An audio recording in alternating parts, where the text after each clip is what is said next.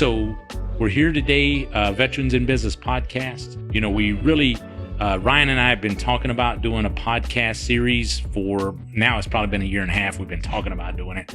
But I kind of got sidetracked a little bit with getting Miramar Mortgage up and running. And, just being life itself kept us busy. But here we are. We got everything together. We're starting to have more of our veterans and patriots come in so that we can get episodes like this shot. But we really wanted to just take time to talk about VIB, what got us started, what made us think about this so that we can get it out there. In the event there are other veterans that don't know about Veterans in Business or haven't heard about it, they'll have just a little bit better look at what we do and what was the genesis of Veterans in Business. So today I'm joined, with Ryan Holloway. Really appreciate you being here just to talk about it. I mean, I think back and I can't believe it's been 13 years until Facebook told us that the other day, that we were meeting at another restaurant, not to be named since they don't even exist over there anymore, for some of our very first meetings before we moved to the original Pancake House where we're at now. Yep. Yeah, it was crazy. We were at that happy hour in Fort Worth, and it was literally 13 years and 7 months from the day when we started. That was crazy. Yeah. It's been a while. It's gone by fast, but it's been a long time. It really has, because I really couldn't be happier with the group.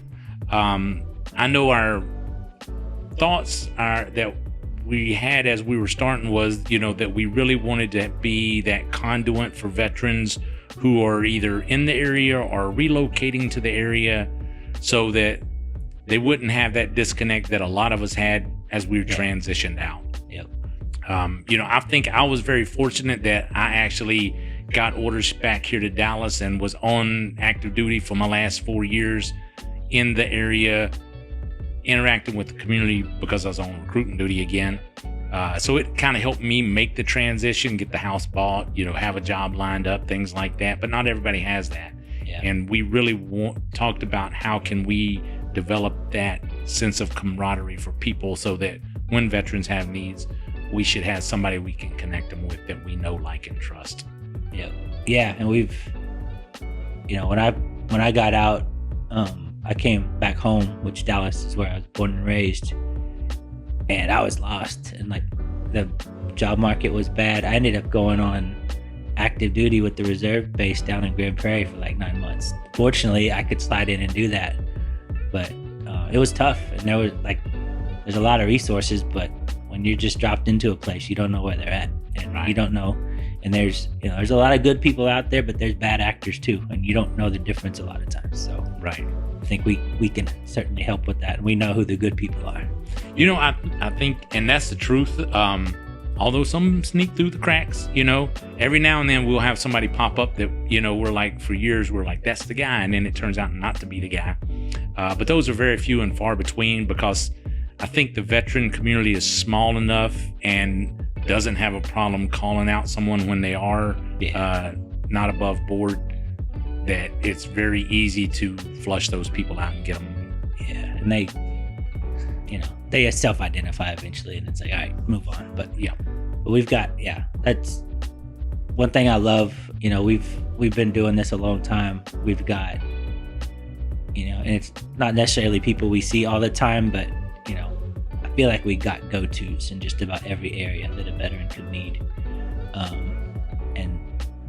And to me, there's just value in that, being able to send someone to the right spot, know that they're going to get taken care of. And a lot of times, truthfully, it's, sometimes what the veteran needs and you have the resource for them, but it's hard to get them to put the wheels in motion to move forward. Right. And that's just life in general, but at least we have the back end covered. If someone needs something, we got places they can go. Yeah, I really do think that's the case. And, we just have some really solid members, whether it's Gus with Combined Arms or Domingo, with the group that he's with.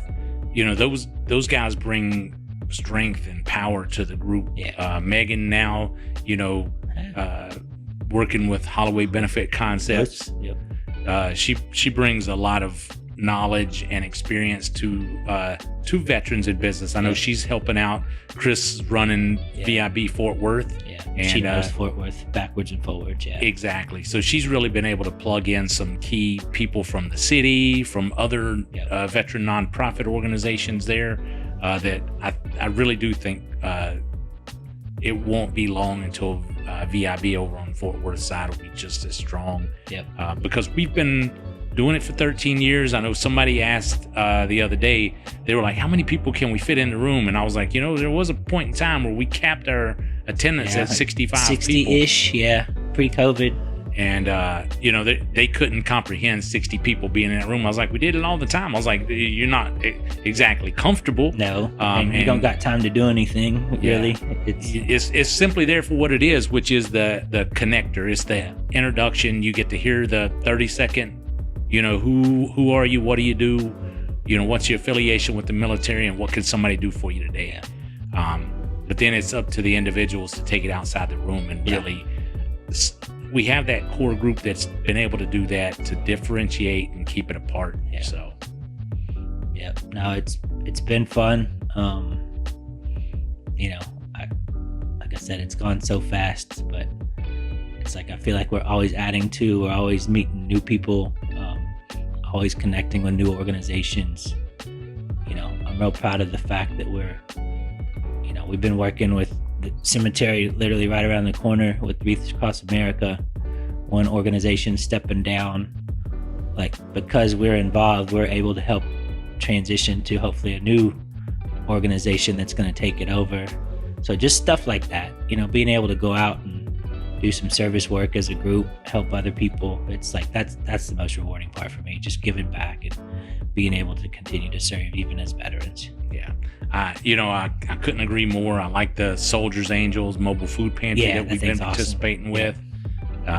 There's so many different opportunities on and off over the years that we've been able to help with and impact. I feel like we've been able to impact veterans' lives in a positive way. That's what's important. Nobody does this because they're here to make money, and that's the truth of the matter. Because it's too much sweat equity involved. But that's what I do like about the leadership of the group is we are dedicated to being there and continue to improve the group and bring in quality people. So we like that. I love seeing people that are like, hey, I've been here, but it's been 3 years, but they still remember. They come back and they fit in like they never stepped away, because life throws curveballs at you, whether it's, hey, I started my own business, I wrapped up my business, whatever the case is. We're always there. We haven't changed our location in 12 years now. So as long as the Pancake House keeps letting us come back and be there, we'll love on them as well. And shout out to Original Pancake House, Beltline and Holloway, because they set us up. They give us a huge room. There's no minimums, nothing like that. They take care of us because we're a group of veterans. And so if you're hungry, go eat a pancake over there. Yeah, exactly. So, all right. Hey, Ryan, I really appreciate you coming out today. So we could get a chance to share more about Veterans in Business, VIB, and what we do, so that more exposure will get out there and we can just connect with more veterans and help more in the future. Find us on meetup.com, Veterans in Business. There we go. Excellent.